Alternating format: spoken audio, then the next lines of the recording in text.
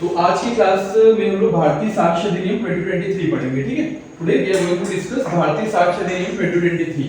इसका relevancy of facts का जो चैप्टर है वो हम अभी पढ़ने जा रहे हैं, ठीक है। रेलेवेंसी ऑफ फैक्ट, हालांकि जो प्रीवियस क्लास में मेरे इन्वॉल्व थे वो उनको पता है कि रेलेवेंसी ऑफ फैक्ट क्या होता है। तथ्यों की सुसंगतता, इसको हम हिंदी में कहते हैं, ठीक है।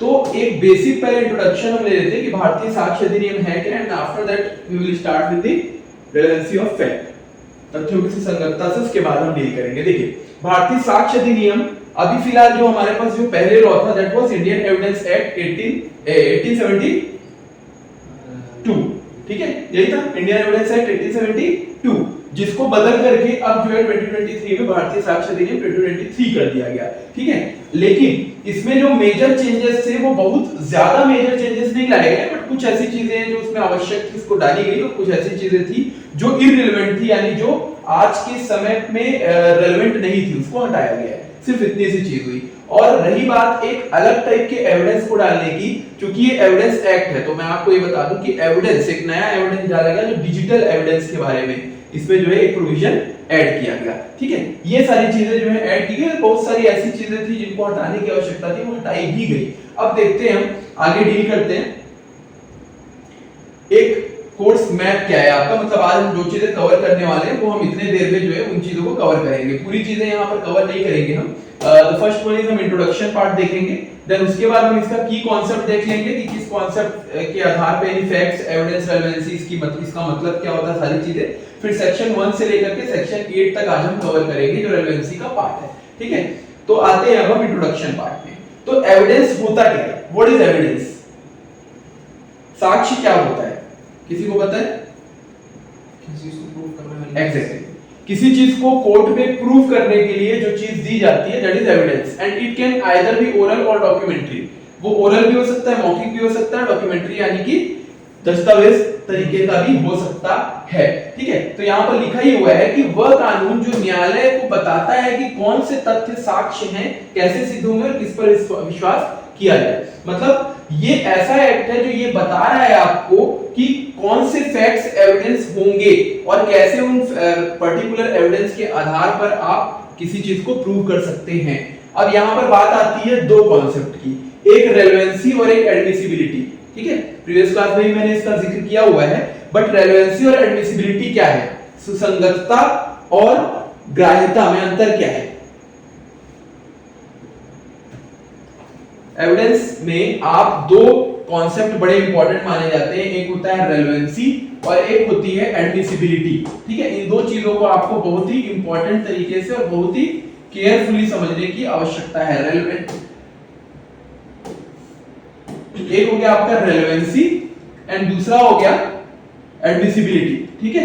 रेलेवेंसी एंड एडमिसिबिलिटी, आपको दो कॉन्सेप्ट जो है ध्यान में रखने हैं। रेलेवेंसी की बात करते हैं अगर हम, इसका मतलब सुसंगतता होता है, यानी अगर कोई भी चीज आप कोर्ट में पेश कर रहे हो एविडेंस के तौर पे, तो क्या कोर्ट इसको अलाउ करेगी या नहीं करेगी, ठीक है। इसके बारे में जो बताता है वो रेलेवेंसी है, यानी सुसंगतता, जो आपके चैप्टर नंबर 2 में साफ तौर पर दिया हुआ है। वो कहता है कि रेलेवेंसी ऑफ फैक्ट, यानी सेक्शन नंबर 3 से लेकर सेक्शन नंबर 50 आपको ये बताता है कि कौन से फैक्ट हैं ऐसे जिनका आप कोर्ट में, जिनको आप पेश कर सकते हो एज एन एविडेंस, ठीक है। जिनको आप कोर्ट में, जिन तथ्यों को पेश कर सकते हो, उनको हम बोलते हैं रेलेवेंसी ऑफ फैक्ट। जब बात आती है एडमिसिबिलिटी की, जिसको आप ग्राह्यता कहते हैं, तो एडमिसिबिलिटी के कॉन्सेप्ट को हम ऐसे समझते हैं कि जैसा मैंने आपको पिछली क्लास में बताया कि आपको कोई चीज मैं परोस दूं, यानी खाने के तौर पर दे दूं, ठीक है। देने को मैं आपको बहुत सारी चीज दे सकता हूं, बट आप खाएंगे क्या, दैट इज समथिंग जो किसके ऊपर निर्धारित है, आपके ऊपर। तो सेम वही चीज है, एक वकील या फिर एक एडवोकेट या जो पार्टी केस लड़ रही है, वो पार्टी कोर्ट में क्या तथ्य या क्या फैक्ट पेश कर रही है, वो रेलेवेंसी बताती है, ठीक है। क्या आप पेश कर सकते हो, सेक्शन 3 से लेकर सेक्शन नंबर 50 आपको ये बताता है कि आप क्या चीजें पेश कर सकते हो।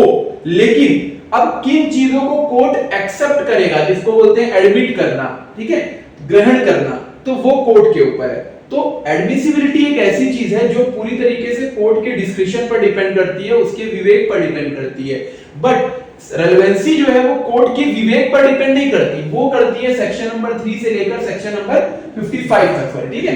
55 तक जो है उसमें रेलेवेंसी का पार्ट दिया हुआ है, वहां वो पूरी चीज जो है डिपेंड करती है। क्लियर हुई बात? तो ये आपको बहुत इंपॉर्टेंट पॉइंट जो है पहले समझना है, एडमिसिबिलिटी और रेलेवेंसी, तब जाकर आपको ये समझ में आएगा कि कौन सी चीजों को आप प्रूव कर सकते हो, कौन सी चीजों को कोर्ट एक्सेप्ट करेगी। ठीक है, अब पर्पस क्या है इसका? तो पर्पस इस पर्टिकुलर एक्ट का ये है कि it separates legally admissible facts from irrelevant words, और ये साफ तौर पर ये एक्ट कहता है कि आपको सिर्फ और सिर्फ रेलेवेंट चीजों को ही एक्सेप्ट करना है। अब व्हाट इज रेलेवेंट? सुसंगत क्या है? तो रेलेवेंट वो चीज होती है जो आपके फैक्ट इन इशू से, विवाद्य तथ्यों से, जिन तथ्यों पर, जिन फैक्ट्स पर विवाद है उनसे कनेक्टेड हो, उन चीजों को आप क्या कहेंगे? फैक्ट्स इन इशू कहेंगे। और उनसे जो चीजें कनेक्टेड होंगी, जुड़ी हुई होंगी, वो सारी चीजें क्या कहलाएंगी? यहां पर रेलेवेंट कहलाएंगी, रेलेवेंसी ऑफ फैक्ट के तहत आएंगी, और वो सारी चीजों का आप सबूत दे सकते हो। क्रिमिनल ट्रायल में भी ये चीज यूज होती है और सिविल में भी यूज होती है, वो आपको जानकारी है। इसको हम प्रोसीजरल लॉ कहते हैं, यानी ये प्रोसीजर्स पर बात करती है, ना कि सब्सटेंटिव लॉ। मूल विधि नहीं है, किसी राइट या फिर आपके ड्यूटीज के बारे में नहीं बता रही है, ये आपको प्रोसीजर बता रहा है कि how you can take evidence and how you can prove in the court any fact. कोई भी फैक्ट को आप प्रूव कर सकते हो कोर्ट में, उसके बारे में ये बताता है, इसीलिए इसको प्रोसीजरल लॉ कहा जाता है बेसिक तौर पे। ठीक है, देन ये सिविल और क्रिमिनल दोनों में होता है। क्रिमिनल ट्रायल्स में आपको किसी भी चीज को बियॉन्ड रीजनेबल डाउट प्रूव करना होता है, मतलब कि उसमें किसी भी प्रकार का एक भी बूंद का संदेह नहीं होना चाहिए, सस्पिशन नहीं होना चाहिए। तो ये माना जाएगा कि आपने उस पर्टिकुलर केस को एविडेंस के साथ जो है सही तरीके से प्रूव कर दिया, बियॉन्ड रीजनेबल डाउट। ठीक है, मतलब कोई भी प्रकार का आपके ऊपर संदेह नहीं होना चाहिए। अगर थोड़ी भी गुंजाइश है तो वो कॉन्सेप्ट चलता है इनोसेंट अंटिल प्रूवन गिल्टी, यानी कि किसी व्यक्ति को तब तक निर्दोष समझा जाएगा जब तक उसको गुनहगार साबित न कर दिया जाए। ठीक है, सिविल ट्रायल की भी अगर बात करते हैं तो ये प्रीपोनेंस ऑफ प्रोबेबिलिटीज पे बात करता है, यानी कि कौन किस व्यक्ति के ऊपर साबित करने का भार है, बर्डन ऑफ प्रूफ जिसको हम कहते हैं, वो व्यक्ति साबित करेगा, और उसको भी जो है पूरी तरीके से चीजों को साबित करना होगा एस्टैब्लिश करते हुए, उसकी बात ये करता है। ठीक है, अब फंडामेंटल रूल क्या है? Evidence must be relevant and admissible.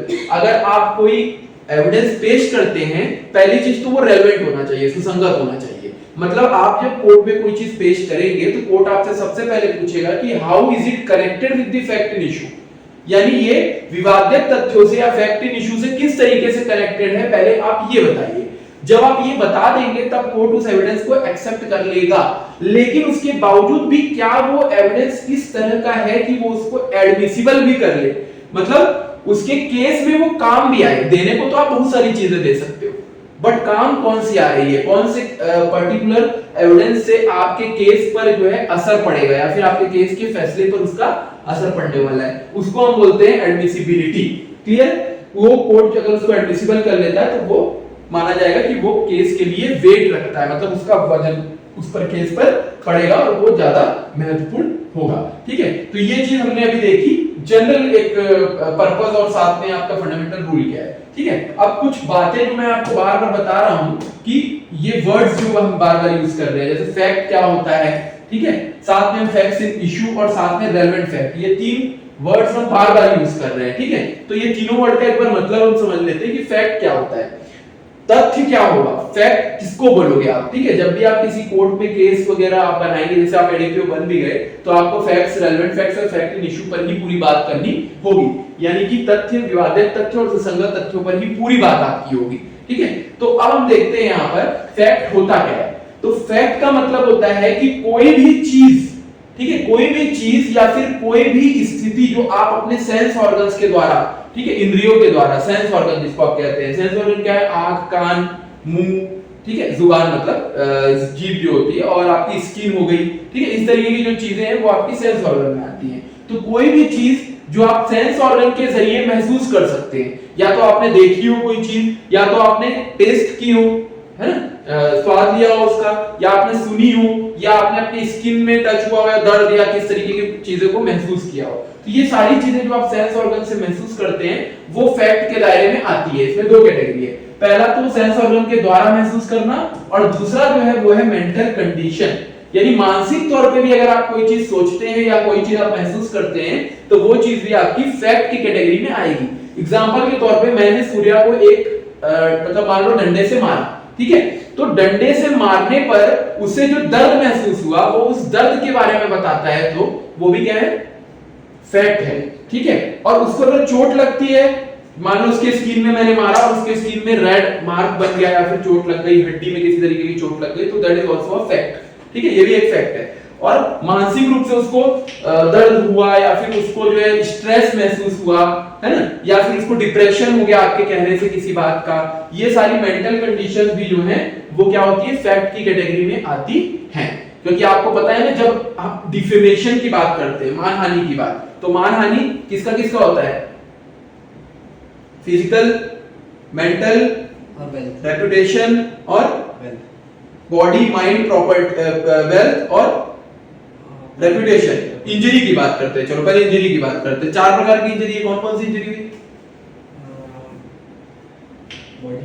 Body, mind और हाँ प्रॉपर्टी एंड रेपुटेशन। और डिफेमेशन जो है वो एक कैटेगरी में आता है। ये मैंने आपको जो है कंफ्यूज करने के लिए बोला था, और आप चारों का यूज भी कर रहे हैं, ठीक है, कोई बात नहीं। सिर्फ रेपुटेशन जो है आपकी किसमें हार्म होती है, डिफेमेशन, ठीक है, रेपुटेशन हार्म हुई ना आपकी बेसिक तौर पे। तो रेपुटेशन किससे रिलेटेड है?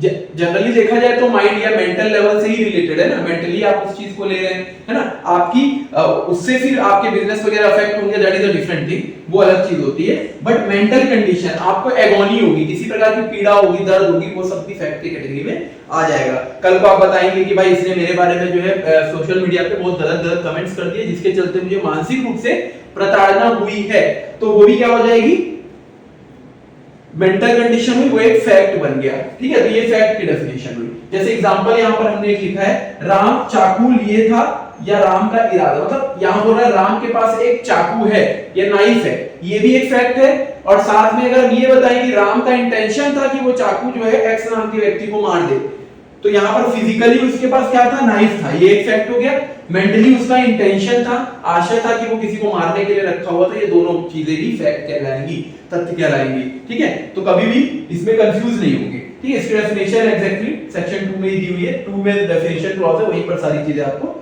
दी हुई है। ठीक है, एफ में दिया हुआ है। ठीक है, ये एफ में दिया हुआ है। अब आते हैं फैक्ट्स इन इशू पे। What is fact in issue? अब फैक्ट तो समझ गए आप कि तथ्य क्या होता है, लेकिन ऐसे फैक्ट जिन पर विवाद उत्पन्न हो जाता है, यानी जिस पर क्या हो जाता है, इशू रेज हो जाता है। यानी मैं बोल रहा हूं कि ये चीज है और आप बोल रहे हो नहीं ये गलत बोल रहे हैं, ऐसा नहीं हो सकता। तो ऐसी चीज पर क्या क्या रेज हो गया, इशू क्रिएट हो गया या फिर विवाद क्रिएट हो गया। तो इसीलिए हम इसको बोलते हैं विवादक तथ्य। ठीक है, जिसको एक पार्टी अग्री करती है और दूसरी पार्टी क्या करती है, डिनाई करती है।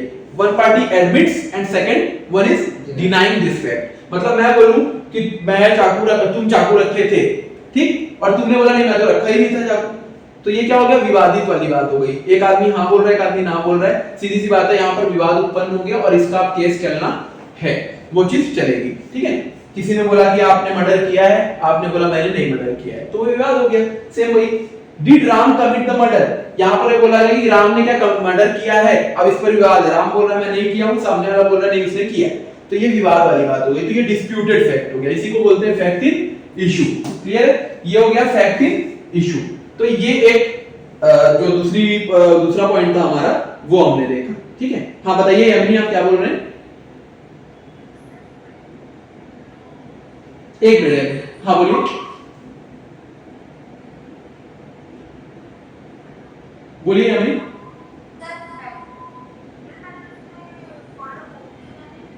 किस पर होंगे, सिविल मैटर और क्रिमिनल मैटर्स दोनों पर अप्लाई होता है एविडेंस जी। ठीक है, तो ये हो गया आपका फैक्ट इन इशू। ठीक है, अब आते हैं रेलेवेंट फैक्ट पर। What is relevant fact? अब हमने अभी भी डिस्कस किया था इसके थोड़ी देर पहले कि what are the relevant facts, सुसंगत तथ्य। ठीक है, जो चीज सुसंगत होगी, 3 से 55 में दिया हुआ है चैप्टर नंबर 2 में, बताता है कि कौन से फैक्ट्स जो हैं वो आपके रेलेवेंट है, सुसंगत हैं। मैंने पहले ही बताया आपको कि ऐसी इसकी डेफिनेशन भी है, रेलेवेंट की डेफिनेशन भी दी हुई है।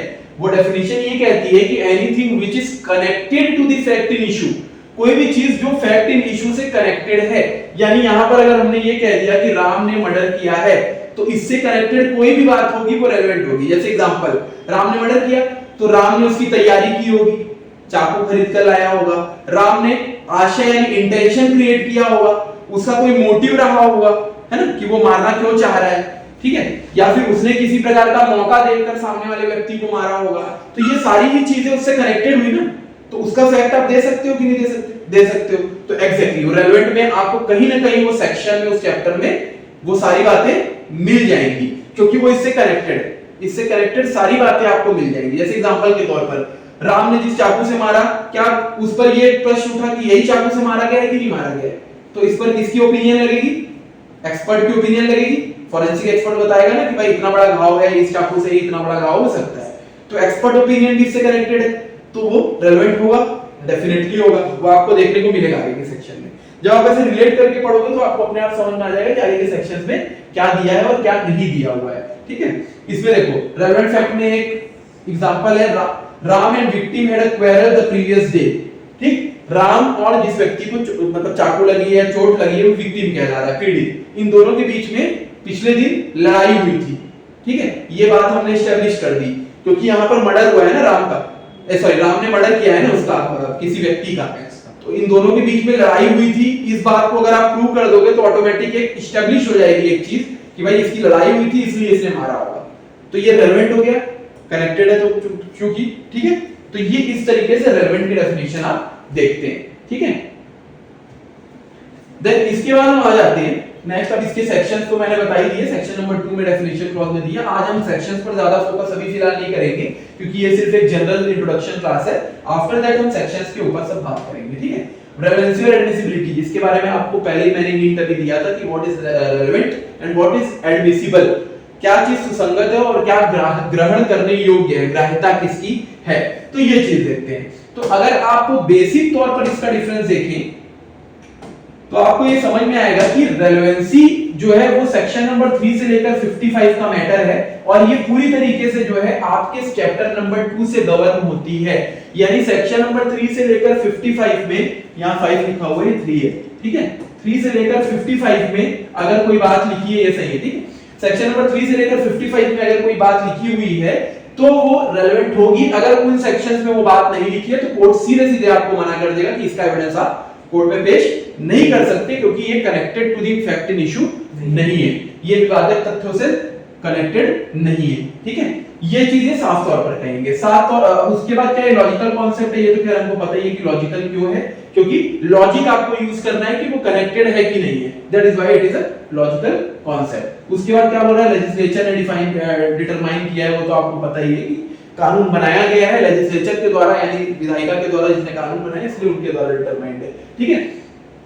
और उसके बाद बस इसमें यही चीज है कि सारी एडमिसिबल फैक्ट रेलेवेंट नहीं होते। ये वाली लाइन हम पहले एडमिसिबिलिटी को समझ लेते हैं, उसके बाद समझेंगे कि क्यों ऐसा कह रहा है, ठीक है। अब एडमिसिबिलिटी क्या है?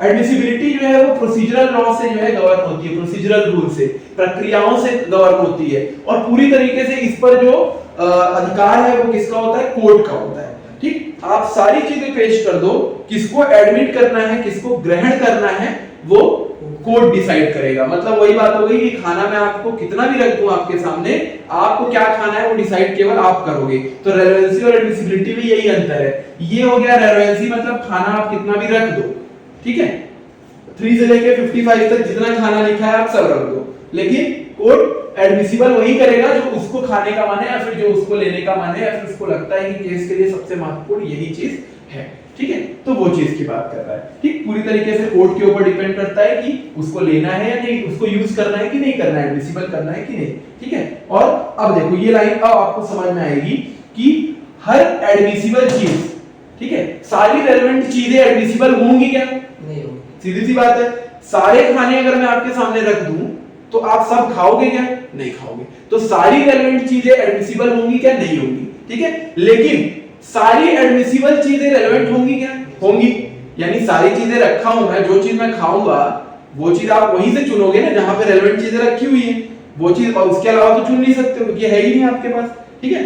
तो वही चीज है यहाँ पर कि all admissible things are relevant but all relevant facts are not admissible. अब समझ में आई ये बात? ये लाइन जो है दोनों चीजों को समझने के बाद समझ में आती है, ठीक है। इसीलिए रेलेवेंसी को हम वाइडर मानते हैं, बड़ा मानते हैं, क्योंकि रेलेवेंसी में बहुत सारी चीजें हैं, बहुत सारी चीजें आपने रख दी, लेकिन एडमिसिबिलिटी जो है वो एक नैरोअर कॉन्सेप्ट है, यानी वो संकीर्ण है, मतलब सिकुड़ी हुई चीज है, मतलब बहुत कम चीजें हैं। मतलब 100 में से कोई एक चीज आप चुन रहे हो एडमिसिबल के तौर पे, लेकिन रेलेवेंसी तो 100 है, तो वो बड़ी चीज है और वो छोटी चीज है, ठीक है। तो ये आपका जो है डिफरेंस होता है रेलेवेंसी और एडमिसिबिलिटी के बीच में। किसी को डाउट है क्या ऑनलाइन में? एनीवन? हैंड रेज करेंगे then I ask the doubt, ठीक है। तो ये हो गया आपका रेलेवेंसी एंड एडमिसिबिलिटी में डिफरेंस। अब हम कुछ बेसिक कॉन्सेप्ट्स की बात करते हैं, proved, disproved and not proved की, ठीक है। ये बहुत इंपॉर्टेंट कॉन्सेप्ट है, यानी साबित होना, ना साबित होना और साबित ना होना, ठीक है। ये यहाँ पे जो वर्ड लिखे हुए हैं हिंदी में उनको थोड़ा सा मैं बता देता हूं कि ये सिद्ध जो लिखा हुआ है ये सिद्ध ना होकर के साबित वर्ड है यहाँ पर, ठीक है। ये साबित वर्ड है और ये ना साबित वर्ड है डिसप्रूव्ड, और ये साबित ना होना नॉट प्रूव्ड, ठीक है। यहाँ पर सिद्ध खंडित लिखा हुआ है, दैट इज हिंदी में थोड़ा सा इसमें डिफरेंट है, वो ध्यान रखेंगे। देन आते हैं प्रूव्ड का मतलब, ठीक है। ये डेफिनेशन जो आपकी दी हुई है सेक्शन 2 में ही दी हुई है ये भी, ठीक है। Proved, disproved and not proved. अब इसको देखते हैं क्या होता है। तो प्रूव्ड का मतलब होता है साबित होना। साबित होने का मतलब ये है कि जैसे मैंने ये कह दिया कि ये प्रॉपर्टी आपकी है कि नहीं, ठीक। तो आप लाते हो ओरिजिनल कागज और उसमें मुझे आप अपना नाम दिखा देते हो, ये कहकर कि सर देखिए इसमें मेरा नाम लिखा हुआ है, टाइटल मेरे पास है इस पर्टिकुलर प्रॉपर्टी का, हक, ओनरशिप सब मेरे पास है, ये प्रॉपर्टी मेरी है, ठीक है। ये आपने दिखा दिया तो सीधी सी बात है ये पूरा फैक्ट क्या हो गया? प्रूव हो गया, साबित हो गया, ठीक है। दूसरी चीज साबित समझ गए। ये पूरी डेफिनेशन जो है ये आपको मे बी कंफ्यूजिंग लग सकती है, बट जो मैंने अभी आपको समझाया वो आपको इजी वे में समझना है कि a fact is proved when court either believes it to exist. मतलब कोई भी फैक्ट को आप साबित कब मानेंगे कोई तथ्य को? जब कोर्ट इस बात पर विश्वास करे कि हाँ भाई जो ये बात कह रहा है वो मौजूद है या फिर वो एग्जिस्ट करती है, वो अस्तित्व में है, और कंसीडर्स इट्स एग्जिस्टेंस सो प्रोबेबल, या फिर वो ये मानकर चलती है कि आम आदमी या फिर साधारण व्यक्ति इस बात को सही ही मानेगा, ठीक है। साधारण व्यक्ति जो इस बात को वो सही ही मानेगा, ठीक है। जैसे मैं बोलूं कि एक्स नाम के व्यक्ति का 2 ही पैर है, तो हर व्यक्ति मानेगा कि भाई 2 ही पैर है, ये तो बोलेंगे नहीं कि 3 पैर होगा उसका, ठीक है। जानवर की बात करोगे तो 4 पैर है गाय का, ये सबको पता है, अब प्रूव करने तो ही बोलेगा आपको, ठीक है। तो ये सारी चीजें होती हैं। तो कहने का मतलब यहाँ पर ये तो क्या एकदम इररिलेवेंट सा एग्जांपल भी लग सकता है, बट यहाँ पर मैं प्रॉपर्टी के कागज की बात करता हूँ, वो ज्यादा बेहतर है आपके लिए कि प्रॉपर्टी के कागज अगर हमने दिखा दिया कि नाम मेरा ही है तो वो चीज प्रूव हो गई, साबित हो गई, ठीक। देन डिसप्रूव में आते हैं। अब डिसप्रूव की जब आप बात करते हो, जिसको आप ना साबित होना बोलते हैं, वहां पर कोई चीज साबित नहीं हो रही है, ठीक है। मतलब मान लो मैंने बोला कि प्रॉपर्टी आपकी है, आप कागज दिखाने बोला मैंने आपको, ओरिजिनल आप दिखा ही नहीं पाए। जब आप नहीं दिखा पाएंगे तो ये मानकर चला जाएगा कि आपने उसको साबित नहीं किया, यानी नहीं कर पाए, तो वो क्या हो गया? डिसप्रूव। मतलब ये जो है नॉट प्रूव और डिसप्रूव में थोड़ा सा अंतर है, यहीं पर मैं आपको बताऊंगा, ठीक है। यहीं पर क्योंकि ये लगभग एक जैसे दिखते हैं बट एक जैसे हैं नहीं, ठीक है। तो डिसप्रूव्ड में क्या होता है? कागज जो है मैंने बोला आपकी प्रॉपर्टी है क्या, ठीक। मैंने सूर्या को बोला कि प्रॉपर्टी आपकी है क्या, उसने बोला हाँ मेरी है, और याचना भी खड़ी है, वो बोलती है मेरी है। तो सूर्या की कही हुई बात को जो है याचना ने डॉक्यूमेंट पेश किया और बोला कि देखो सर मेरा नाम है, सूर्या का तो नाम है ही नहीं, तो सूर्या की बात क्या हो गई? डिसप्रूव हो गई, यानी ना साबित हो गई। मतलब उसकी साबित नहीं हुई, कट गई मतलब उसकी बात। अब लेकिन ना साबित क्या, ये साबित ना होना, नॉट प्रूव्ड क्या होता है? जो चीज ना तो प्रूव हो पाती है और ना ही डिसप्रूव हो पाती है। मतलब अब मैंने बोला कि यह सूर्या की प्रॉपर्टी है क्या, तो उसने बोला मेरी है, याचना बोली नहीं मेरी है, तो ना तो सूर्या दिखा पाया डॉक्यूमेंट और ना ही याचना दिखा पाई डॉक्यूमेंट। तो ना तो आप कोई उसमें से एक आदमी प्रूव कर पाया, ना तो कोई उसमें से एक आदमी डिसप्रूव कर पाया, ना तो साबित हुई ना साबित हुई। तो ऐसे कंडीशन में क्या हो गई? वो नॉट प्रूव्ड हो गई, यानी कि उसके बारे में अभी कुछ निर्धारित किया ही नहीं जा सकता कि भाई है किसकी, ठीक है। यहाँ कोई प्रॉपर्टी पड़ी हुई है, एक आदमी बोला मेरी, एक आदमी बोला मेरी है, ना तो वो साबित कर पाया ना तो ये साबित कर पाया, तो मैं रख लिया उसको, ठीक है। तो ये क्या हो गया? साबित नहीं हो पाया, तो अल्टीमेटली वो जमा हो जाती है, ठीक है। तो वो चीज हो गई। ये आपके 3 बेसिक कॉन्सेप्ट है जो आपको समझने हैं। तो एग्जांपल के तौर पे यहाँ पर कुछ एग्जांपल लिखे हुए हैं। प्रूव्ड यानी साबित के क्या एग्जांपल लिखा है? CCTV, fingerprint, witness.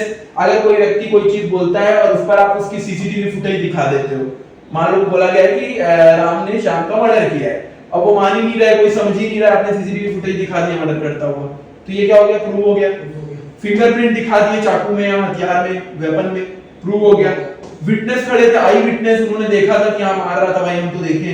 जैसे अभी एक केस हुआ है, पता होगा, मुंबई मेट्रो में एक 22 साल के लड़के को चाकू से मार दिया एक आदमी ने, सिर्फ इस बात पे कि उस लोग ट्रेन में चढ़ने नहीं लगे, गेट बंद कर दिया था बारिश में, है ना, तो उसको मार दिया जान से। तो उसकी क्या दिख गई, फुटेज दिख गई, आई विटनेस से वो तो दिख ही गया, साथ में कोई वीडियो भी बना दिया। तो उससे क्या हो गया, वो फैक्ट प्रूव हो गया कि उसी ने उसको मारा है, ठीक है। दूसरा, नॉट डिस्प्रूव्ड में कौन कौन सी चीजें आएंगी, एलिबाई।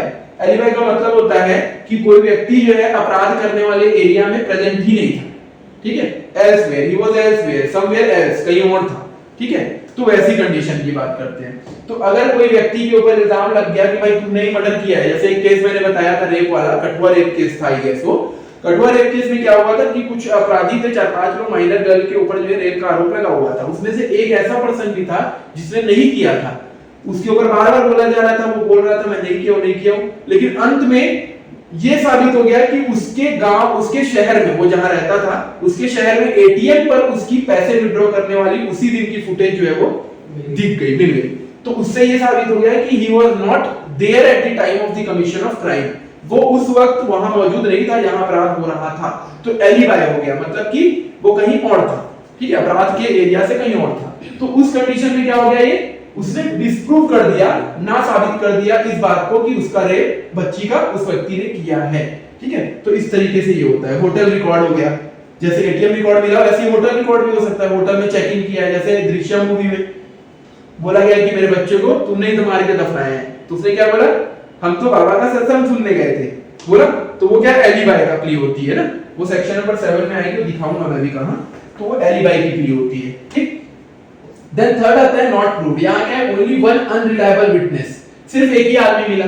मान लो वो मुंबई लोकल में कोई नहीं रहता, एक आदमी रहता, वो भी एकदम अजीब सा आदमी होता, कभी हाँ बोल रहा है कभी ना बोल रहा है, वैसा आदमी मिलता, और वो देखा ही ना होता मारता हुआ, और कोई सबूत मिलता ही नहीं उसके खिलाफ। तो उस व्यक्ति की बात को आप कंसीडर भी नहीं करते, क्योंकि कई बार वो बोलता हाँ लग तो रहा था वही है, फिर बोलता है नहीं नहीं वो नहीं है, फिर बोलता है नहीं नहीं वही है। इस तरीके की अगर बात आप कर रहे हो तो आप अनरिलायबल विटनेस हो, मतलब विश्वसनीय विटनेस या गवाह आप नहीं हो। तो उसकी बात अगर वो कर रहा है तो कोर्ट मानेगी भी नहीं, कोर्ट बोलेगी भाई इसकी कोई क्रेडिबिलिटी नहीं है, कोई विश्वसनीयता नहीं है, ये कभी हाँ और कभी ना बोल रहा है, ठीक है। हाँ यामिनी बताइए क्या डाउट है।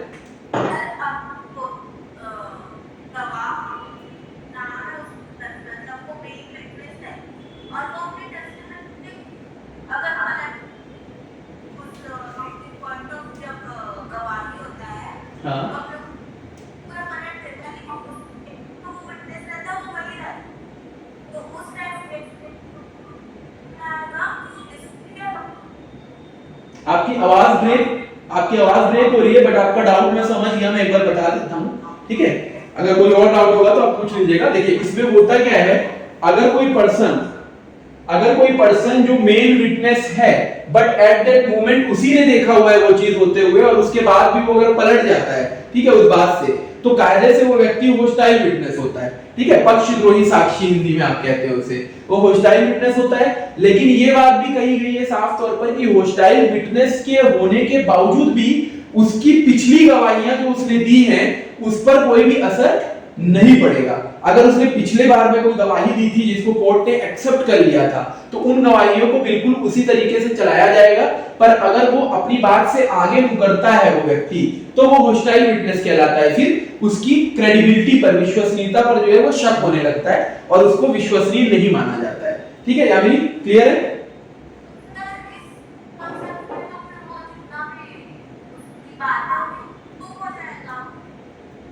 क्या हो जाएगा,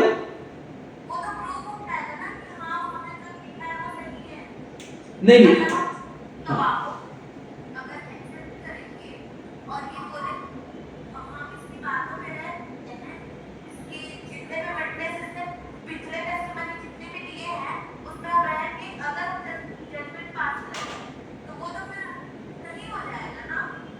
नहीं, जजमेंट पास नहीं किया जाता है उस पर जजमेंट पास नहीं होता है, क्योंकि देखो कभी भी कोई विटनेस देता है ना, तो उसकी पूरी जो है स्क्रूटनी होती है। कोर्ट कोई भी चीज, जैसे मैंने अभी आपको बताया है, आप विटनेस दे सकते हो, यानी आप रेलेवेंट फैक्ट्स का यहां पर जो है पेश कर सकते हो, बट उसको एडमिसिबल करना ना करना कोर्ट स्क्रूटनी करने के बाद करता है। यानी एग्जांपल के तौर पर अगर मैं कोई डॉक्यूमेंट पेस्ट कर दूं तो वो डॉक्यूमेंट पेस्ट कर देने मात्र से कोर्ट थोड़ी ना रख लेगा। डॉक्यूमेंट को कोर्ट एग्जामिन करेगा कि वो असली है, नकली है, आपने कहीं उसमें फॉर्जरी तो नहीं की है। तो जब कोर्ट ने उस पर्सन की टेस्टिमनी ली होगी तो उस टेस्टिमनी को कोर्ट ने जो है क्रॉस चेक किया होगा, वेरीफाई किया होगा, तभी उस चीज को माना होगा, केयरफुली लिया होगा। ठीक है, हर बात को एक्सेप्ट करने की बात नहीं करता। वो जो सेक्शन है आपका पक्षद्रोही साक्षी वाला, हॉस्टाइल विटनेस वाला, वो हर चीज को एक्सेप्ट करने की बात नहीं करता, केवल उस बात को करता है जो बियॉन्ड रीजनेबल डाउट प्रूव कर दी गई हो, यानी बिना किसी संदेह के जो चीज प्रूव होने लायक रही हो, हर बात नहीं। ठीक है, हाँ ठीक है।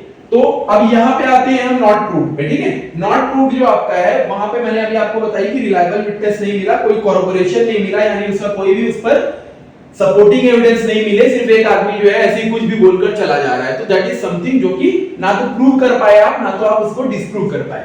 ठीक है, साबित ना साबित दोनों ही आप नहीं कर पाए। तो ये चीज आपकी, ये तीन जो पॉइंट्स है इनको आपको समझना यहाँ पर मैंडेटरी था, क्योंकि बहुत ही इंपॉर्टेंट चीजें बार बार यूज होंगी। ठीक, अब ये तो आप जानते हैं, ये सभी इस पर ज्यादा हम फोकस नहीं करेंगे कि सेक्शन नंबर 1 क्या कहता है। सेक्शन नंबर 1 साफ तौर पर कहता है कि इस एक्ट को भारतीय साक्ष्य अधिनियम 2023 कहेंगे। और अब ये एक पॉइंट बड़ा इंपॉर्टेंट है, क्वेश्चन भी आते हैं इससे कि ये होल इंडिया पर अप्लाई होगा अब। ठीक है, पूरे इंडिया पर अप्लाई होगा। पहले एक्सेप्ट था 370 के पहले, आर्टिकल 370 के पहले, और सारे जुडिशियल प्रोसीडिंग पर अप्लाई होगा इन और बिफोर एनी कोर्ट। किसी भी कोर्ट के समक्ष कोई भी जुडिशियल प्रोसीडिंग होंगी वहां सब जगह ये अप्लाई होगा। ठीक है, कोर्ट मार्शल में भी इवन अप्लाई होगा, याद रखिएगा, कोर्ट मार्शल में भी अभी अप्लाई होगा, ये बोल रहा है साफ तौर पे कि आर्मी की जो कोर्ट, आर्मी नेवी एयरफोर्स के जो कोर्ट होते हैं उसमें भी ये अप्लाई होगा। ठीक है, इस चीज को ध्यान में रखना है आपको। और साथ में एक चीज और ध्यान में रखनी है कि दो जगह ये अप्लाई नहीं होता है। कहां कहां? एक ही एफिडेविट लेने यानी शपथ पत्र जो होती है उस पर ये अप्लाई नहीं होता, एफिडेविट वाले मैटर्स पर ये अप्लाई नहीं होगा। और साथ में आर्बिट्रेटर के सामने जो प्रोसीडिंग्स होती हैं वहां पर भी अप्लाई नहीं होगा। आउट ऑफ कोर्ट सेटलमेंट होता है आर्बिट्रेटर में, वहां पर भी एविडेंस एक्ट को अप्लाई नहीं किया जाता। तो कल को आपको अगर कोई एक्सेप्शंस पूछे तो क्या है? पहला है एफिडेविट और दूसरा है आर्बिट्रेशन। ठीक है, ये दो जगह ये अप्लाई नहीं होता। अगर कोई बोलता है कि यहाँ पर एविडेंस लगेगा तो बिल्कुल नहीं लगेगा। ठीक है, ये दो इसके एक्सेप्शंस हैं। ठीक, और कब आया था? फोर्थ में इससे भी क्वेश्चन बनता है, दैट इज फर्स्ट जुलाई 2023। सारे लॉ इसी दिन आए, 2024। ये सारे लॉ आपके किस दिन आए? इसी दिन आए, वो तीनों क्रिमिनल लॉज जो आपके। ठीक है, तो ये आपका हो गया फर्स्ट सेक्शन, जो कि आप सभी को फिलहाल पता होगा। जो मेन चीज है अब आएगी आपकी सेक्शन नंबर 2 से लेकर और 3, 4 जो भी है आपके आगे की चीजें। ठीक है, ये हिंदी में लिखी हुई थी चीजें। अब देखिए, इसके एसेंशियल भी हमने जो डिस्कस करी थी अभी कि कौन सी चीज कब आएगी, ये इसको अलग से क्लासिफाई करके लिखा होगा कि कहां अप्लाई होगा या नहीं होगा। ये सारी चीजें हमने डिस्कस कर ली है, तो इसको हम आगे चलते हैं लेकर। अब देखो कुछ केस है। अब केस में जब आप जाते हो तो फर्स्ट केस क्या है? RM Malkani versus state of Maharashtra.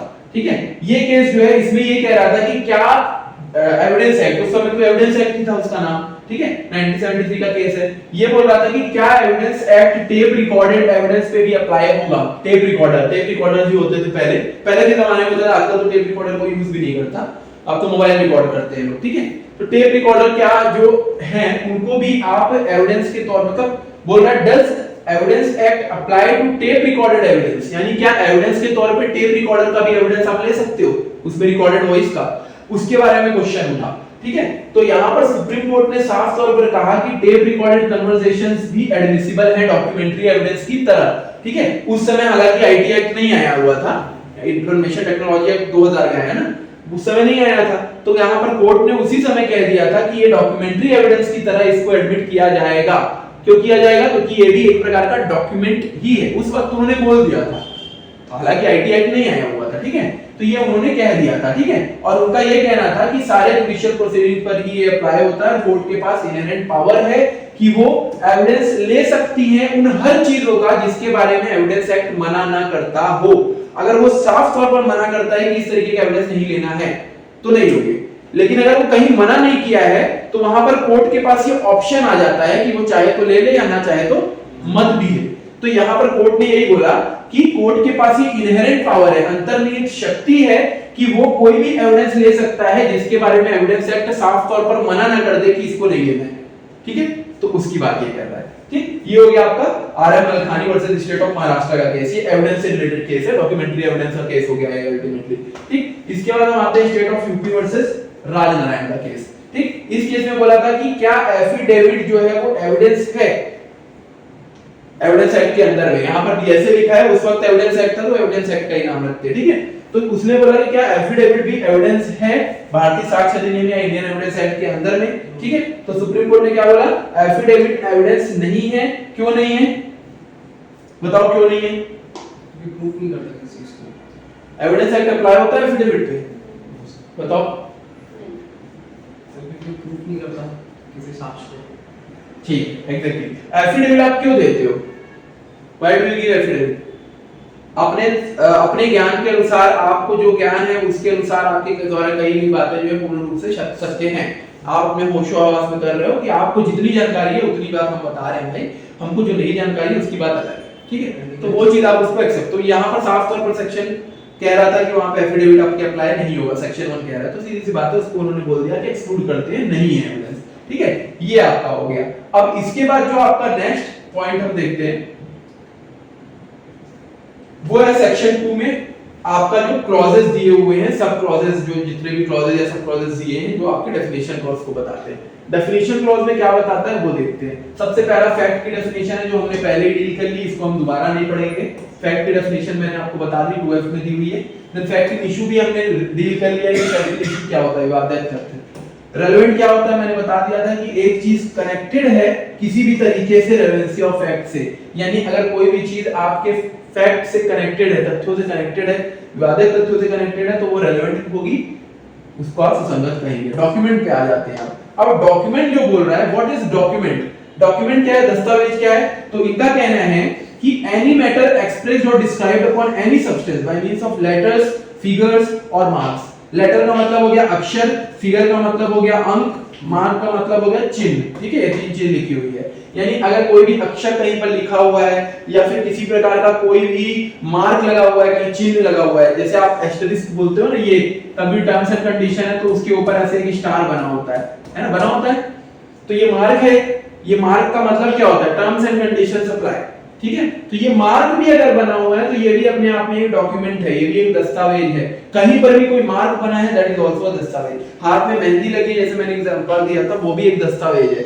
ठीक है, कल को अगर ये प्रूव करने को आए कि मतलब किसी लड़की की शादी किस लड़के से हो रही है, ठीक है, और विवाद हो कि हो रही है कि नहीं उससे, तो पता चला उसका नाम है राम और उसने हाथ में श्याम लिखा हुआ है। ठीक है, तो ये भी आप एविडेंस में दे सकते हो कि इसकी लड़की की इंटेंशन ठीक नहीं था, ये उससे शादी नहीं करना चाहती थी। इस तरीके की चीजें भी आप एविडेंस में दे सकते हो।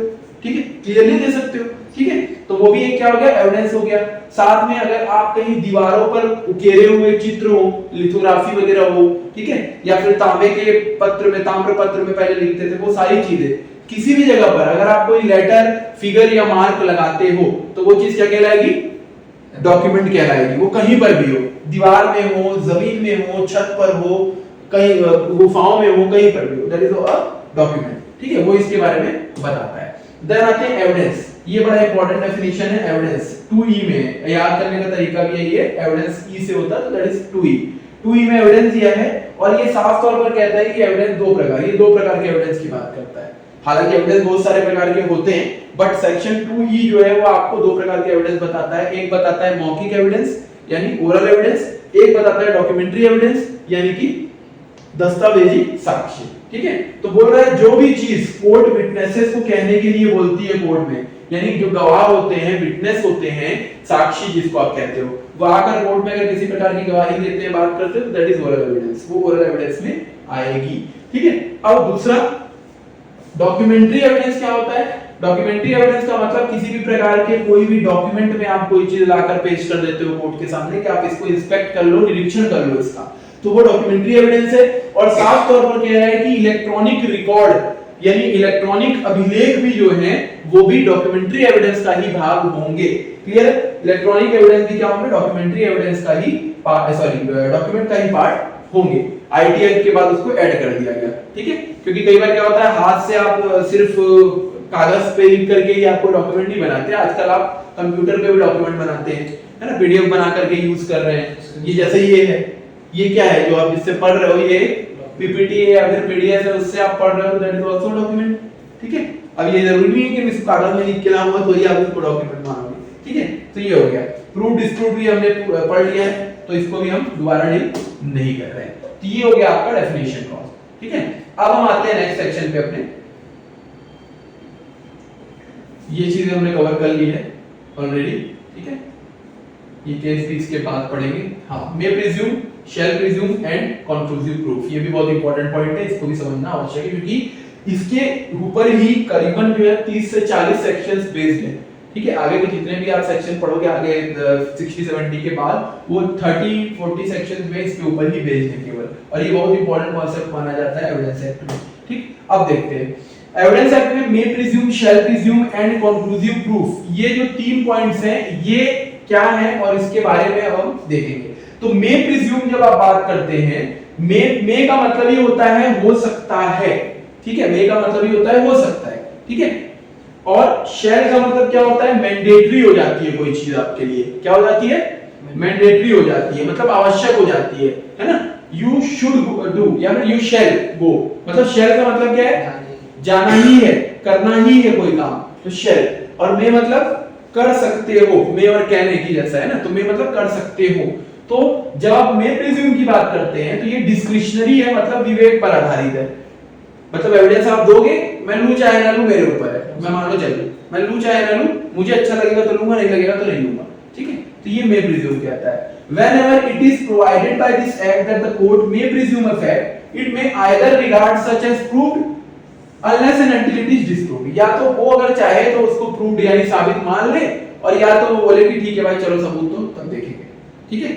मतलब या तो वो मान ले या तो वो ना माने, कहने का मतलब ये है। अब आप शैल प्रिज्यूम में आते हो तो ये मैंडेटरी होता है, अगर शैल प्रिज्यूम लिखा है तो आपको मानना ही है जब तक कि सामने वाला कुछ अपोजिट प्रूव न कर दे। जैसे रेप के केस में मैंने बताया, अगर सेक्सुअल इंटरकोर्स आपने प्रूव कर दिया और ये बोल दिया कि कंसेंट नहीं है, तब क्या माना जाएगा कि रेप हुआ ही है, ये मानेगी ही कोर्ट, ठीक है। कोर्ट के पास ऑप्शन नहीं है कि बोलेगी नहीं नहीं हुआ यार कैसे बोल रहे हो, ऐसा नहीं बोल सकते आप। यहां पर आप बोल सकते थे अगर नहीं लिखा होता तो, बट यहां शैल लिखा हुआ होता है, वहां पर वो सेक्शन पढ़ोगे तो उसमें शैल लिखा हुआ है, वो शैल लिखा है तो आपको उसको मानना ही पड़ेगा जब तक कि ये प्रूव ना हो जाए कि कंसेंट ली थी। अगर आप प्रूव कर देते हो तो that is different thing, but नहीं कर पाते हो तो आप मानेगा ही मानेगा कोर्ट, आप उस पे कोई भी ऑप्शन नहीं होता। इसको इसीलिए मैंडेटरी प्रोविजन बोलते हैं, यानी ये आवश्यक या फिर अनिवार्य है, इसको मानना ही है। फिर आता है कंक्लूसिव प्रूफ, इसको बोलते हैं हम निर्णायक प्रमाण या निश्चायक सबूत कह सकते हो आप, इसको निश्चायक सबूत बोलते हैं, ठीक है। निर्णायक या फिर निश्चायक, इसका मतलब क्या होता है, कंक्लूड करना किसी चीज को, यानी जब आप किसी एक बात को प्रूव कर दोगे तो ऑलरेडी दूसरी चीज प्रूव हो जाएगी, एक बात के प्रूव करने से दूसरी चीज अपने आप प्रूव हो जाएगी। इसका एक बहुत अच्छा एग्जांपल है कि अगर किसी मतलब कपल के बीच में पति पत्नी है, मान लो उन दोनों के बीच में डाइवोर्स हुआ, ठीक, एक पति पत्नी है ए एंड बी, ये दोनों के बीच में जो है क्या है, पति पत्नी वाला रिश्ता है। अब इन दोनों का हो जाता है डाइवोर्स, ठीक, डाइवोर्स हो जाता है। अब डाइवोर्स के 280 दिन के भीतर उस लड़की को जो है बच्चा पैदा होता है, तो ये मानकर चला जाएगा कि वो बच्चा किसका है, उसके उसी पति का है जिससे उसका डाइवोर्स हुआ है, 280 दिन के भीतर हुआ है चूंकि। तो ये कहता है, ये पर्टिकुलर एविडेंस है कि कहता है भारतीय साक्ष्य अधिनियम कि वो 280 दिन के भीतर अगर वो बच्चा पैदा हो रहा है तो हम ये मानकर चलेंगे कि वो बच्चा उसी आदमी का है जिससे उसका तलाक हुआ है, जब तक कि एक चीज और लिखी है, जब तक कि ये प्रूव ना हो जाए कि उस औरत का किसी और पर व्यक्ति के साथ संबंध नहीं था, ठीक। अगर उसका संबंध एस्टैब्लिश कर देते हो तब फिर डाउट क्रिएट हो जाएगा कि हो सकता है किसी और के साथ संबंध हो तो उसका बच्चा हो, बट अगर वो चीज प्रूव नहीं होती और 280 दिन के भीतर होता है डाइवोर्स के, तो ये मानकर चला जाएगा कि वो बच्चा उसी आदमी का है, एक का ही बच्चा है, ठीक है। तो 280 दिन के भीतर बच्चा पैदा होना इस बात का मतलब इस बात को साबित करता है कि बच्चा जो है वो लेजिटिमेट है या जायज है, ठीक है। तो ये प्रूव हो जाना कि बच्चा 280 दिन के भीतर हुआ डाइवोर्स के, एक फैक्ट है जो कि प्रूव हो गया, तो दूसरा अपने आप प्रूव हो गया कि वो बच्चा लेजिटिमेट है यानी जायज है। तो एक फैक्ट के प्रूव हो जाने से क्या लिखा हुआ है, when one fact is declared by this act to be conclusive proof of another, the court shall on proof of the one fact, one fact क्या था, 280 दिन के भीतर बच्चा पैदा होना, regard the other as proved, क्या प्रूव हुआ, लेजिटिमेट है वो बच्चा, ये प्रूव हो गया, ठीक है। और उसके बाद वो कोई एविडेंस नहीं मांगेगा उसको प्रूव कर डिसप्रूव करने के लिए। मतलब ये बहुत ही ज्यादा इंपॉर्टेंट प्रोविजन है। इसके बाद अगर ये प्रूव हो गया तो वो दोबारा कोई एविडेंस भी नहीं मांगेगा कोर्ट की, तुम इसको जो है क्या करो, दो और ना साबित या साबित करके दिखाओ, नहीं बोलेगी, क्योंकि वो अपने आप में मानती है कि एक प्रूव हुआ दूसरा अपने आप प्रूव हो गया। तो ये हो गया आपका 3 पॉइंट जिसको आप कहते हो मे presume, shell presume and conclusive proof. विवेकाधीन है, एक अनिवार्य है और एक निर्णायक है, डिस्क्रिशनरी, मैंडेटरी एंड एब्सोल्युटली, पूरी तरीके से इररिवर्सिबल है। ठीक, ये हो गया आपका सेक्शन नंबर, यहाँ पर 4 लिख दिया है, इट इज नॉट 4, ठीक है, ये डेफिनेशन क्लॉज में ही है, ये पहले वाला सेक्शन एक्चुअली इसमें लिख दिया है। ठीक है, अब आते हैं नेक्स्ट पे, सेक्शन 4। सेक्शन 4 ये कॉन्सेप्ट समझते हैं, बड़ा इंपॉर्टेंट है। सेक्शन 4 को हम बोलते हैं रेस जेस्टे। ठीक है, इसका मतलब क्या है, facts forming part of the same transaction. ठीक है, रेस जेस्टे कहते हैं हम इसको, facts forming part of the same transaction. ठीक है, इसको हम क्या कह रहे हैं, यहां पर से मेन आपका चालू हो रहा है रेलेवेंसी ऑफ फैक्ट, मेन यहीं से चालू होता है, क्योंकि यही सबसे इंपॉर्टेंट पार्ट है जो जिससे क्वेश्चन भी बहुत आते हैं। रेस जेस्टे कौन से सेक्शन में डिफाइंड है, कौन से सेक्शन को आप कौन से रेस जेस्टे का डॉक्ट्रिन कहते हो, सेक्शन नंबर 4 को, पहले 6 था अब 4 हो गया। ठीक है, भारतीय साक्ष्य अधिनियम में ये क्या कहता है, फैक्ट्स व्हिच दो not in issue are so connected with the fact in issue as to form the same transaction, part of the same transaction, whether they occurred at the same time and place or at different times and places। यानी भले ही fact in issue ना हो, भले ही fact in issue ना हो, मतलब ये ऐसी बात ना हो जिस पर विवाद है, ठीक है, या फिर ये कोई ऐसी विवादित तथ्य ना हो, फैक्ट इन इशू ना हो, उसके बावजूद भी ये इस तरीके से जुड़ा हुआ है आपके केस से या आपके उस फैक्ट इन इशू से, विवादित तथ्य से इस तरीके से जुड़ा हुआ है कि वो क्या करेगा, आपके केस को प्रभावित किसी न किसी तरीके से करेगा। एग्जांपल इसका देता हूं, जैसे यहां पर देखो लिखा हुआ है कि मान लो एक व्यक्ति ने मर्डर किया, ठीक, एक व्यक्ति ने मर्डर किया और वो किसी के घर से मर्डर करके बाहर निकल रहा है, ठीक, और एक औरत जब उसकी पड़ोसी को देख लेती है तो वहां से वो जोर से दौड़ने लगता है, ठीक, जोर से दौड़ने लगता है, और जब वो दौड़ने लगता है तो वो चिल्लाती भी है कि उसको पकड़ो पकड़ो पकड़ो, लेकिन पकड़ नहीं पाता कोई, और जब वो ऊपर जाके उसके घर में देखती है जिस घर से वो निकला तो वहां एक आदमी मरा हुआ पड़ा होता है। ठीक, तो कायदे से उस व्यक्ति के भागने से कोई लेना देना नहीं है, लेकिन उस घर से निकलते हुए वो उस औरत को देखा तो वो भागने लगा, वो क्या है, part of the same transaction है, स्पॉन्टेनियस रिएक्शन है उसका। स्पॉन्टेनियस मतलब त्वरित, तुरंत रिएक्शन है उसका। देखा जा रहा है कि भाई अगर वो कुछ नहीं किया होता तो धीरे धीरे चल के चले जाता, बट वो भागने क्यों लगा, तो उससे ये समझ में आता है कि कुछ ना कुछ उसने किया होगा। तो वो फैक्ट इन इशू नहीं है, कोई आदमी दौड़ रहा है, भाग रहा है, वो कैसे कनेक्टेड है, ठीक है, उससे कोई लेना देना नहीं, लेकिन उस घर से निकलते हुए उसके देखने पर वो भागने लगा, ये जो है क्या है, part of the same transaction है। उसी दौर जिस वक्त मर्डर हुआ उसके आसपास की घटना है, जिससे ये साबित हो सकता है कि वही मर्डर किया हो, संदेह पैदा हो सकता है, सस्पिशन अराइज हो सकता है। ठीक है, तो इसलिए ऐसा लिखा हुआ है। अब देखो एग्जांपल और एक है, जैसे मान लो मुंबई में बम ब्लास्ट हुआ, ठीक, उसके आप वो वाला केस देख लो, दिल्ली में जो एक उमर करके एक पर्सन था, आपको पता होगा, हाँ नहीं, हाँ उमर खालिद, जो जिसने आईडी ब्लास्ट कर दी पूरी आरडीएक्स वगैरह, ठीक है, दिल्ली रेड फोर्ट के एरिया के पास, ठीक है, वो पता है ना आपको, सब कुछ और नाम था, हाँ मतलब वो उमर कुछ ऐसा, उसका ऐसा ही नाम था, उमर नाम था, ये हाँ उमर ही नाम था। तो उसने क्या किया, वो उसकी कार में जो भरी हुई थी आरडीएक्स उसने ले जाकर के ब्लास्ट कर दिया, लेकिन उसी दौर पर बहुत जगह वो आरडीएक्स जो है इधर उधर सप्लाई हुआ था, ठीक है, हुआ उस जगह पर नहीं था लेकिन अलग अलग जगह हुआ था, बट वो क्या था, यहाँ लिखा भी हुआ है ना, whether occur at the same time and place और at different time and place, लेकिन वो जुड़ा हुआ था ना उस सब चीज से, सेम ट्रांजैक्शन था। यही आरडीएक्स जो है और कहीं भी बटा हुआ था, और कहीं भी बटा हुआ था, कॉलेज जुड़ा हुआ था, हाँ एक कॉलेज भी था आपका जो जुड़ा हुआ था, उस कॉलेज को पकड़ा गया, और उसके आसपास के जितने एरिया के कुछ लोग थे, कुछ और उसमें इन्वॉल्व थे, वो सारे पकड़े गए। ठीक है, एक लड़की थी जो उसकी गर्लफ्रेंड थी, वो भी पकड़ी गई, प्रोफेसर, हाँ प्रोफेसर थी जो उसकी गर्लफ्रेंड थी, डॉक्टर थी, तो उसकी गर्लफ्रेंड थी वो भी पकड़ी गई, क्योंकि वो लेन देन ट्रांजैक्शन की हुई थी पैसे का उसके साथ।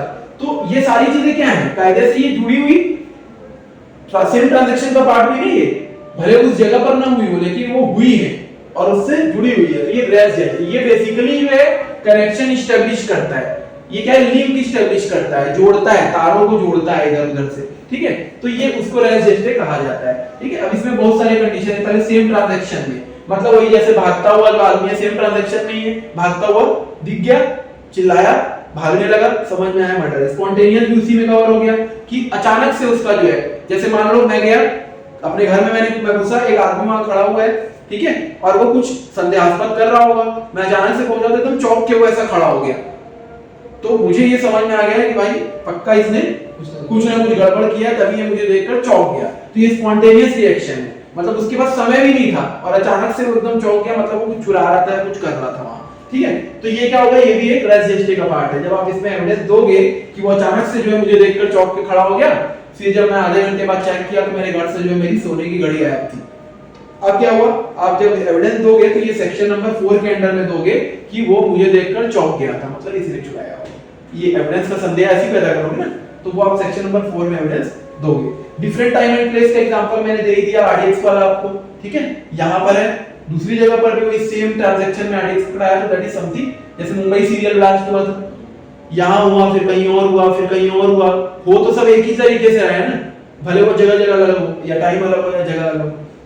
फैब्रिकेशन का समय नहीं मिलना चाहिए, जैसे मैंने बताया, मतलब उसको सोचने समझने का समय नहीं मिलना चाहिए। सोचेगा समझेगा तो बहुत सारी चीजें वो एडिशन या फिर सब्ट्रैक्ट कर लेगा, घटा देगा, जोड़ देगा, जो भी, ठीक है। तो यहाँ पर वही हुआ था, जो मैं जैसे ही घुसा मेरे घर में, उसको समय नहीं मिला, अचानक से गड़बड़ा गया। 20 मिनट बाद क्या होता तो हो सकता है वो कुछ एक्टिविटी जो है उसकी बदल जाती, समझ में भी नहीं आता कि वही चुरा है, तो उसको समय नहीं मिलना चाहिए, ठीक है। ये जो है रेस जेस्टे कहलाता है, ये डॉक्टरी इसको हम बोलते हैं रेस जेस्टे का डॉक्टरी, ठीक है। Facts forming performing part of the same transaction, इसका हेडिंग है। मतलब जो डायरेक्ट कनेक्ट नहीं करता, हां, इन चीजों से डायरेक्ट कनेक्ट नहीं करता रेस जेस्टे में। हां, डायरेक्ट नहीं करता, लेकिन उसका कहीं ना कहीं से उसका जुड़ाव होता है, ठीक है, जुड़ाव होता है, उसको बोलते हैं सेम ट्रांजैक्शन में होना, एक सम व्यवहार में होना। अब इससे रिलेटेड केस है, ठीक है। ये केस क्या है, जेंटला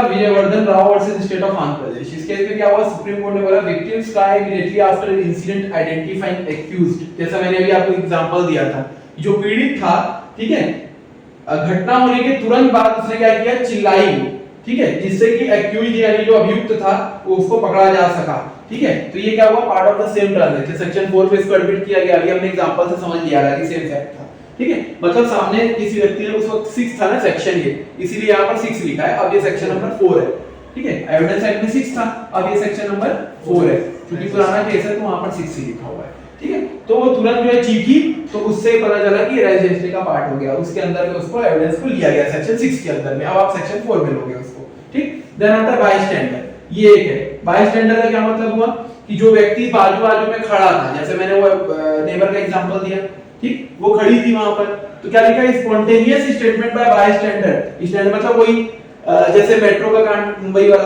मुंबई में क्या हुआ, मेट्रो में मान लो कोई आदमी आया, चाकू मारकर चला गया, तो वहां जो लोग खड़े थे, कायदे से वो ना तो कनेक्टेड है उससे, ना तो कुछ है, लेकिन वो जो कहेंगे उसके बारे में, वो क्या होगा, part of the same transaction होगा कि भाई मारकर वो जा रहा था, तो हमने देखा उसके हाथ में चाकू जो है खून भरी थी, वो खून टपकते हुए लेकर जा रहा था, उसके शरीर में पूरा खून लगा हुआ था, मैंने देखा है, कोई बोला अगर खड़ा हुआ, तुरंत स्पॉन्टेनियस ना, 1 महीने बाद या 2 दिन बाद नहीं बोलेगा, तो उससे क्या होगा कि डाउट होगा कि भाई फंसाने के लिए भी बोल सकता है। स्पॉन्टेनियस उसने बोल दिया, ठीक है, जिसमें क्या हुआ, इमीडिएटली आफ्टर अ क्राइम, तुरंत क्राइम होने के बाद उसने बोल दिया, तो ये रेस जेस्टे का पार्ट माना गया कि भाई हाँ इसने बोला है, इसका मतलब है कि जरूर कुछ ना कुछ बात होगी, उसको कनेक्ट कर लिया जाता है, सेम ट्रांजैक्शन में हुआ क्योंकि, ठीक है, स्पॉन्टेनियस हुआ और कोई चांस ऑफ फैब्रिकेशन नहीं है। ये 3 चीज उसमें कनेक्टेड है।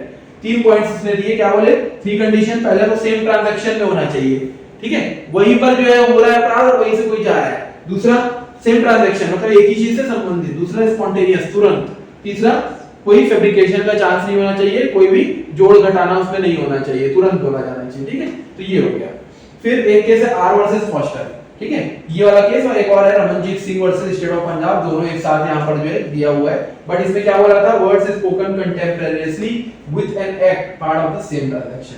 मतलब कि अगर कोई व्यक्ति जो है कार्य के साथ ही कोई शब्द भी बोल रहा है, मतलब मान लो मैं डंडा घुमा रहा हूँ, मतलब वो आजकल आपको पता होगा कर्तव्य होता है ना, जो कलारी पैट्टू वाला, लोग डंडे को ऐसे घुमाते हैं एक हाथ से राउंड राउंड, ठीक है, या फिर तलवारबाजी करते हैं, ऐसे अपनी स्किल प्रदर्शित करते हैं, वो कर रहा है कोई, तो कायदे से आप उसको देखोगे तो लगेगा भाई वो अपनी प्रैक्टिस कर रहा है, लेकिन करते करते ही वो ये भी बोले कि मैं तो आज सामने वाले व्यक्ति का नाम लेके मैं इसको आज तलवार से मार दूंगा, तो वैसे कंडीशन में क्या होता है, क्या लिखा है, word spoken contemporarily with an act, उस कार्य के साथ तलवारबाजी सीखते सीखते ये बोलना कि मैं इसको जान से मार दूंगा, ये जो है अपने आप में जुड़ जाएगा और वो इस केस का उदाहरण, ठीक है, ये अपने आप में रेसिस्टे का पार्ट से ट्रांजैक्शन का पार्ट हो जाएगा, ठीक है। तो ये हो गया आपका सेक्शन नंबर 4। फिलहाल आज की क्लास को यहीं पर एंड करते हैं, ठीक है। कोई डाउट किसी को भी तो आप लोग पूछ लीजिए। एनीवन